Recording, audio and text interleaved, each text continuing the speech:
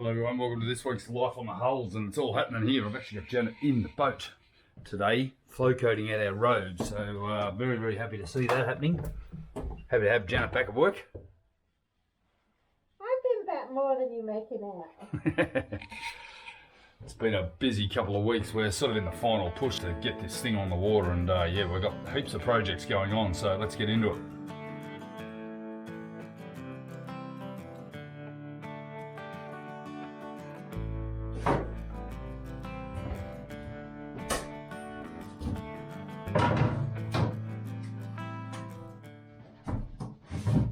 So in about 2 weeks, we've been able to pretty much formulate all the woodwork. I've just got to go in and finish it all now. Janet's going to do all the sanding and all the finishing of the bench tops and the wood surrounds. So all the sanding has been done. The boys have been here for 2.5 days. We've got all of these surrounds just beautiful back to their finish now that they've been epoxied and all glued in place. I've got the doors all laminated up there. This is the last of the bench tops. This is actually a bed head, this one. And this goes above the master suite bed that actually wraps around the windlass surround box. So we'll get that in place. I'm going to call it a day.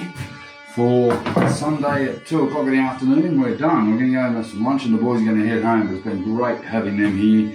Jimmy and Brett just haven't stopped sanding for 3 days, and you know, I'm wrapped. I'm going to have all of these bench tops done. It's been just fantastic. Done. And it's been 6 years. Another 6 years. It's been 6 years. Yeah.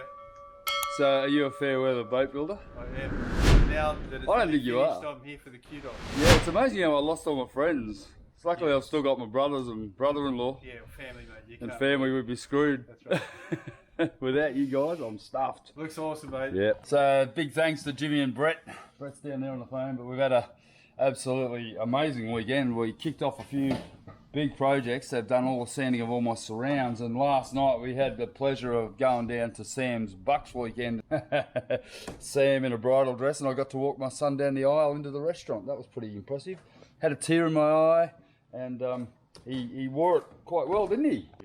Yeah. Rossco, the boat's amazing, mate. Yeah, fantastic. Oh no, you guys have been great. Looking brilliant, buddy. Superb. We've had a brilliant weekend, and we're going to go home, and these guys are going to go all the way back up to Sydney in the mountains, and I'm going home to have a little rest. I think. I might come back later. After a huge weekend with the boys, and they've finished sanding all the frames, the boss is back in. Got my table back. Got your table back. And Janet's into staining or clear. It's actually a clear coat, so this is the sort of the colour we're ending up with once they're clear coated. And this is actually Meranti, or what do we call it? Queensland maple. And it is a little bit darker than some of the other rooms, but we're just going to have to live with that because I've already made the frames and the boys spent all weekend sanding these down and getting them right. And they're looking pretty flash, I reckon. I reckon they look great, eh? So we're going to seal them and stop them from warping and make sure that no moisture can get into them. And then we'll give them a light sand, and then we'll come back and give them another couple of clear coats on the outside, the underside of them. The inside here will be actually glued to the module, and that's going to be really, really nice. Once it's glued in place, I'll never move then. Big day today. I'm going to glue on my laminate veneers, and it's 30 plus in here. It is, honestly, it's just like bloody living in Darwin or Singapore or somewhere. In the boat here, I've got 2 fans going, and it's just not helping. The whole place is like a sauna bath at the moment.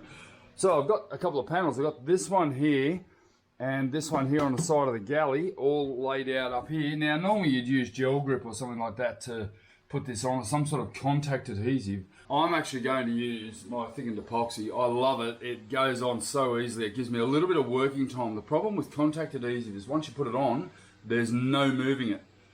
With this stuff, I'll be able to put it on and move it into exactly the position I want it before finally taping it down and getting it in place. And then I'll be able to I'm going to get a roller and just roll it into place to make sure that I get it on exactly how I need to.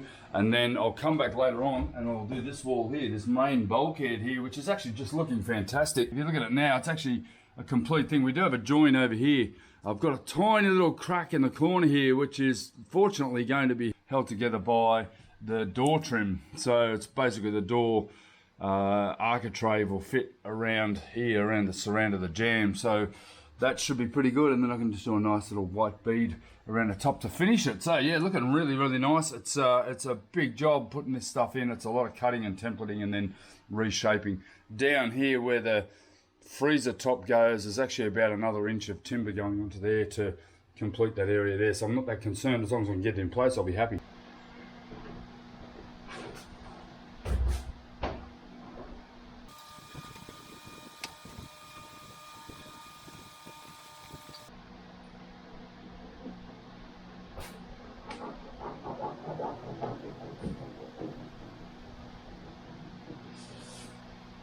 Instant result. I love it. It's like when we did the white linings on all the cabins. It's just instantly takes it from a raw fiberglass finish to, you know, something towards the end. And you know, that's. There was a comment last week or a couple of weeks ago about how come I don't ever finish a room at a time. The important thing is when you're building a boat like this, and I've built a few houses in my time, is to batch the jobs. And if I do all the laminate in one hit, I'm set up once and I can clearly get right through it all and maintaining the technique all the way through. Same with the internal linings. I did all the internal linings within a 2 or 3 week period, making it, templating it, installing it. Instantly we get a lift in the project. And this laminate is exactly that. It instantly lifts it to an almost production finished. And that's sort of, you know, sadly, everyone would like to see it all being finished in a hurry and get one room complete so you can envisage the whole boat, but it doesn't work like that. Projects like this do not work like that, and it is a source of frustration for me and you guys who are watching me struggle along with this boat. And, you know, I'm not struggling, I'm loving every minute of it, and, you know, I'm not complaining about the hard work because it's hard work. I mean, it's 35 degrees today and about 90% humidity, and I'm here plugging away on a Sunday when all my mates are at the beach and Janet's out on marine rescue having a nice time out on the water. You know, she might be doing some rescues, but she's getting a lot of training and a lot of fun. But I'm ultimately building something that's going to give me another 10, 20 years. I don't care if it's one day of fun out on it, it will be worth every second. So just using a rubber roller just to consolidate the epoxy and to make sure that I don't get the epoxy all over the place. And once it's all glued in place, I'll then be able to come back and just sand the edge back. I've got a bit of a chip here, which is okay because it's overlapping the end of it. And obviously we're going to have cover strips over it, but that's one piece in and about 30 to go. Righto, next piece ready to go, and it's going on this wall here. It's only going to go up to about the corner of the door jamb. I haven't done this piece yet. It's quite a long, thin bit. I'm going to use excess scrap that I've got. I've got a lot of thin strips. So yeah, that one's looking pretty good. That one's in place. Right, this one's now on.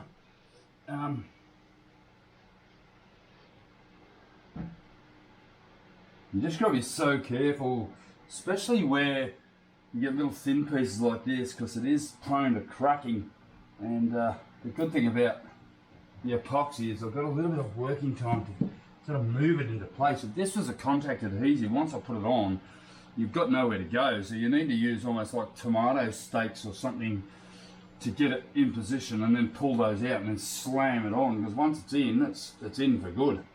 And I'm just going to be careful to end up with too much epoxy spilling out into my nice rafted finish.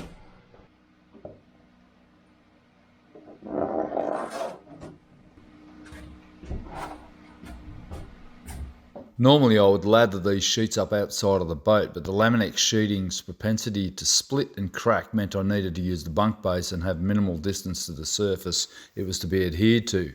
The method required taping the sheets to the external edge where possible with masking tape and bracing with MDF strips that offered some spring and acted as bracing where needed. Whilst Ellen and Zach lived with us for a couple of months over December and January before moving down to Tasmania, I set Ellen a task to complete all of the templates for all of our laminate wall veneers. And she did an amazing job, and how we did that was with plastic sheeting like so. And now I'm coming to use them. I'm starting to do the laminate veneers, and I'm just finding now that I'm trying to work out which ones actually belong where, and how Ellen's done that is actually piece pieces together.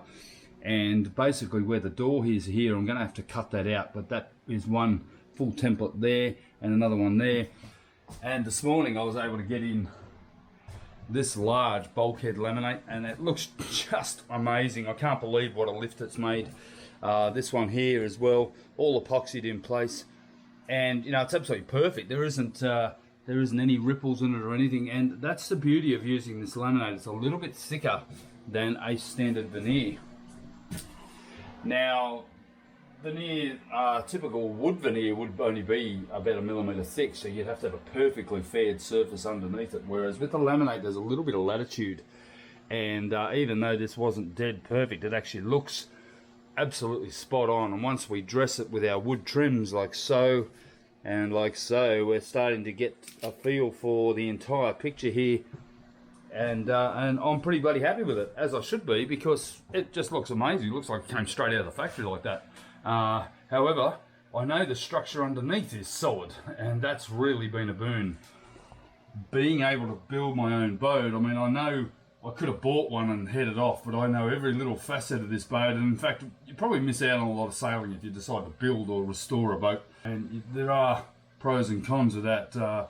This has been, for me, more about building this boat rather than the eventuality of us actually sailing it, although I'm absolutely hanging out for that now, because I've worked bloody hard for the last 5 or 6 years building and constructing this thing. But we're really starting to see the benefits of some hard work here, and it's going to be a boat that I'm going to be very proud of in the end of the day. So I'm going to get up in the factory and get this bulkhead in, and that will see the saloon veneers done, and that is a really big thing. There's only going to be a couple of strips down under the doors there, which I'm going to do separately because it's just too big a piece and there's too much chance of cracking.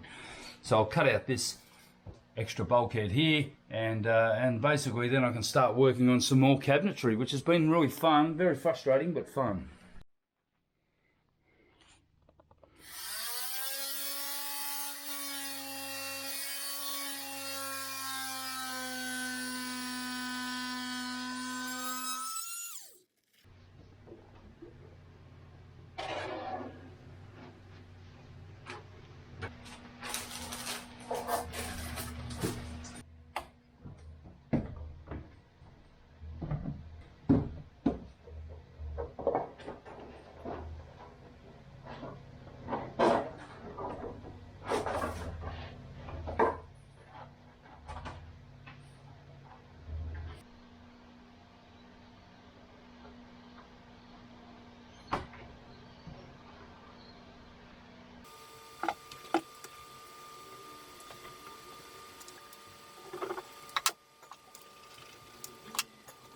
Very, very nice to get that bulkhead done, because it sort of finishes that area there. I've got to still do down below, the white down below now. I may decide not to, but I think I'll eventually do it. It really is a lot of progress.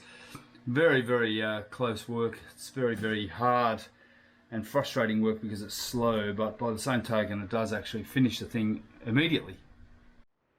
I want to roll. I'm coming to a bit of a complicated area here, and that is this hallway here. Now, here is actually a freezer, so that will have a solid Tasmanian oak top on it there, but this wall here will also be laminate. The issue I've got is I've got some roads below, so what I'm going to have to do is mark them on the actual laminate so that I don't bother putting glue on it, and then I'm going to have to cut it out once it's glued in place. So this section here is actually going to be 2 pieces. It's a little bit easier to put on 2 pieces. I'll put this bottom one on first and then the top one on, and basically have a gap in between, which will have a nice wooden strip which will line up with this edge here. So I'm just trying to get a little bit of a feature into this so that we don't just have big blank veneer walls. It's a lot easier to work in smaller pieces, I've learnt with this stuff, because it is so brittle. I've just trimmed the edge of this here. This is here for good now, and I've trimmed the edge off with a grinder. In fact, I found a diamond wheel grinder very good for just trimming the edge off and take that sharpness away, because as I walked in this morning I cut myself to pieces on that edge. got some, obviously some door surround going to go here. A little bit chip off up here, which was a bit annoying, but you know, that'll be fixed. And then there's basically just a no more gaps finish. So it's looking pretty good. I'm really happy with the way this is all looking. And you can see the robes here. I've got door infills for these, so I'm pretty much right for doors. And these robe or small wardrobe doors here are all actually the foam that I cut out of the walls. So I've still got those pieces stored away. Actually, in fact, I think they're in the cupboard there, that I'll be able to simply glue the laminate on, and then we'll have a reverse door trim to go with the wooden trims that I'm putting on all of it. So I've actually planned all this out. All of these doors here are already made. I just need to put the reverse trim on, which is actually going to be a smaller version of the door surround. So all pretty straightforward. It's just got to be a lot of planning involved.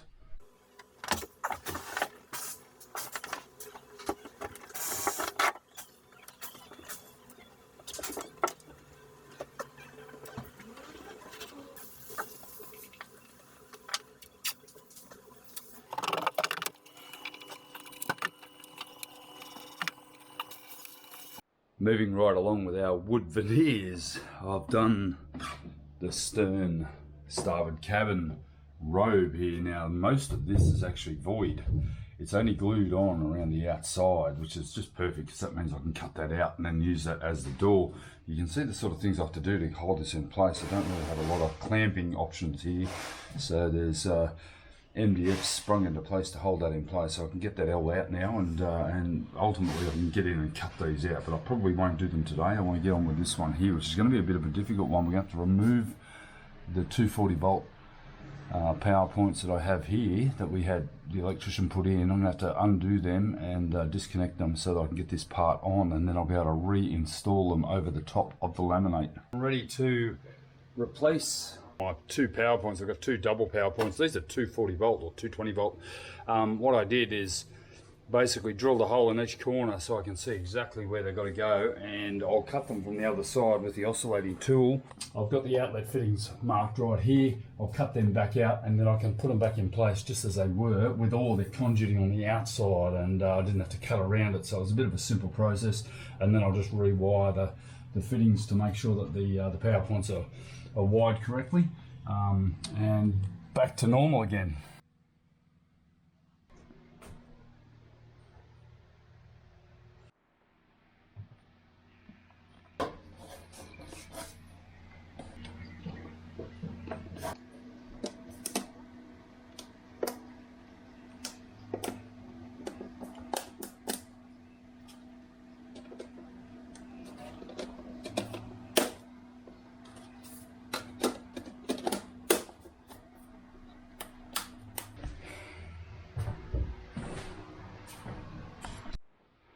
Alright, time to cut out the doors, and I've marked them all because they're all going to just get thrown upstairs into our office up in the factory, just so I can basically align them with their respective doors. And I don't want to mix them up because they're all slightly different shapes, and I certainly don't want to waste them. Better off to just mark them and then they're done. I'm going to use a diamond grinder to cut this out. I don't want to use the oscillating tool. It is a bit laborious and it doesn't cut it as clean, so it's going to be a bit of a gentle process to cut all these out, and then I'll be able to fit my frames back in and you know, start to work on the finishing touches of getting the look of it at least.